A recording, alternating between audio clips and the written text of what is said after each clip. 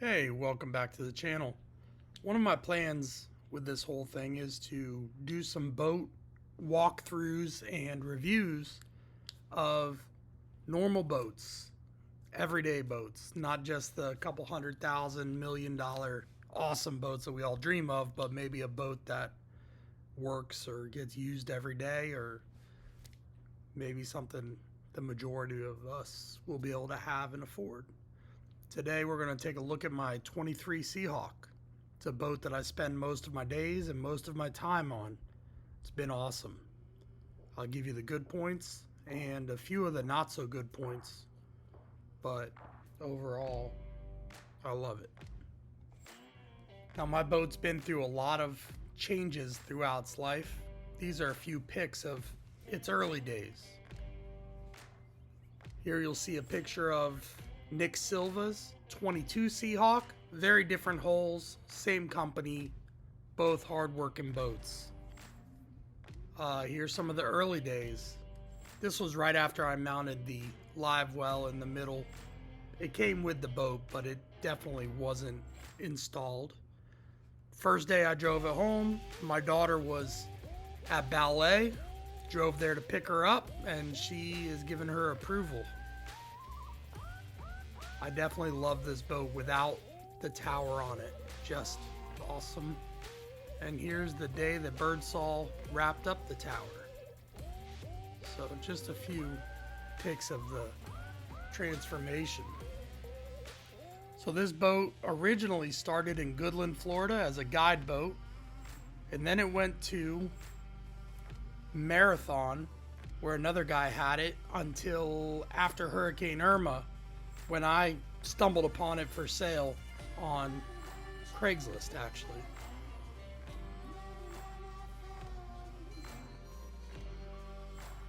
So I got this boat in 2018. It was pretty rough. Just a center console, no live well installed. In fact, the guy asked me if I wanted a live well, and I said yes. He went over with his skid steer and grapple and pulled it out from under his house and just kind of tossed it inside the boat. So I could use anything I could get my hands on for cheap back then, for sure. So I took it, and it actually turned out to be like a $4,000 Birdsall live well. I had no idea at the time, but it was definitely a score. The boat was super rough. Went through Hurricane Irma. The guy said that it floated on the trailer or some kind of BS. But it had a 175 Suzuki with a 25 to 3,000 hour claim that still ran. And in fact, I ran it for another year and a half on charters, almost right away, just doing regular maintenance and stuff like that. And I sold it. All right, quick little tour of the 23 Seahawk. Got power pole move, trolling motor. It's rigged in 36 volt. That sucker is strong for sure. It actually, we had to reinforce the underside of the front deck, which I probably can't show you because there's life jackets and things. One thing these boats don't have is storage. There's no real fish box. There's no large amount of storage under the seat. I've got fly boxes, regular plug boxes. That's pretty much all tackle. Have this big Birdsall, I believe it's their 40-gallon Baitmaster live well, and it's pretty much my junk drawer, loaded up with a bunch of leader, flies, floats, license, everything you could want. My aerator, hooks, extra stuff. Lots of mono leader right there. Up at the helm, we've got two of these wheels from Hunter Bounds, top and bottom. Love them. Crazy amount of hours put on these, and they're still just tight as can be. The Suzuki controls on the bottom and the top, although that one's hit a few tree branches, you know, on the way home. What are you gonna do? On the underside of here, got my batteries, some safety equipment. There's 2 big house regular lead cell batteries and 3 12-volt 50 amp hour iconic lithiums that do the trolling motor. They've been great. Don't even come close to killing them, and they're like 11 pounds a piece. The tower I had built by Birdsall right here in West Palm Beach. Bobby Birdsall, known for doing nothing but awesome work. I think he built that for me back in 2019 and still looking good. Never really had it polished or anything. I just clean the boat as I go. Got a 2020 Suzuki 200 that has been amazing for me. Let's see what we got for hours on this thing now. 2,432 hours on it with no issues. Hopefully get another couple thousand, and a 10-foot power pole blade, which I have another one at home, and the bracket to go on the opposite side. Fly rods, I tend to stack them straight up like that.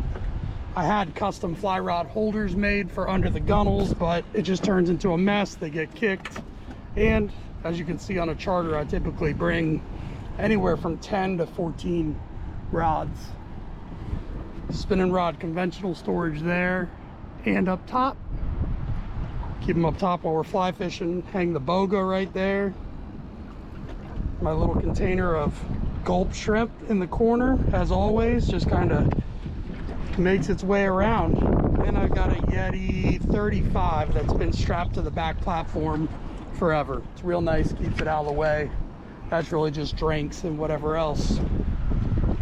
If we're at a time of the year when we're killing fish, I've got 2 Yetis that I'll run up in the front. One is a 75 and the other is 100 and something with a cushion on it. Run it coffin box style, just lay it right there. But this time of the year we're doing a lot of light tackle, a lot of catch and release, and I like to keep the front deck open. Today I had a fly caster. This is really nice for them. They don't have anything to get snagged on. Under here is going to be a spare prop, throwable, and all the life jackets. And also the reinforcement for the front deck that they did over at Blacktip Fabrication that I can't show you because it's covered with life jackets. So I want to go over a couple points about the ride of the boat and the characteristics of it. In the nastiest bay chop you could ever imagine, close together, stuff that in a lot of boats it would absolutely knock your teeth out and knock stuff loose. The sharp entry of this boat cruises, absolutely just cuts right through it. Very smooth, super dry. One of the best riding 23s that I've ever been on, or any boat in its class, as far as still maintaining shallow water capabilities. This thing floats shallower than my old Action Craft flats boat. It surprises me every day when I'm catching bait, and it's done everything from catching bonefish in very shallow flats to being 20 miles offshore catching dolphin, tunas, and running the beach for tarpon and everything else. One place that it absolutely does not shine is in seas that are spread far apart, even if they're not that big, and any following sea.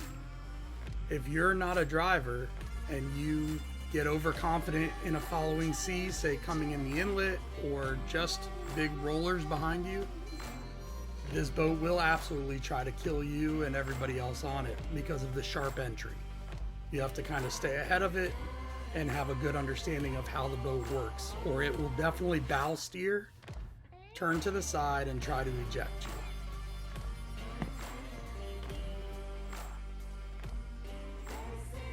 I wouldn't let that last part, as bad as it sounds, dissuade you from getting a Seahawk or any other Carolina style hull. It's just a matter of knowing how to operate your boat and taking your time to learn it. I've driven this boat probably pushing 4,000 hours now on the outboards, and I have a real good understanding and feeling for it. Overall, I absolutely love this boat. Simplicity, versatility, and just lots of fun to run around in. I guess the only kind of negative thing I could say about the boat is that it has no storage. There's no fish box, and the console and everything takes up a lot of space, but that could be just by my design. I would highly recommend the boats. I plan on owning a second one without a tower. Not sure when that's going to happen. I thought it was going to happen last year, but I went a different route. And I might even pick up another one in 18 feet. Great boats, solid built, very simple. If you're looking for bells and whistles, this ain't the one. Thanks again for watching.